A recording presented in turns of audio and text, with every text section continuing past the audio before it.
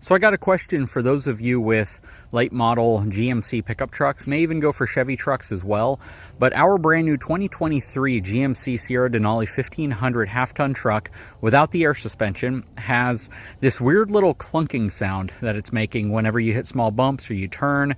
Really, it just happens just about any time you're driving in general, and it feels like something's knocking around in there. I had a buddy of mine kind of walk next to the truck, listen to the back of it. At first I thought it was the B&W hitch in the back maybe moving a little bit, but it wasn't because we removed that.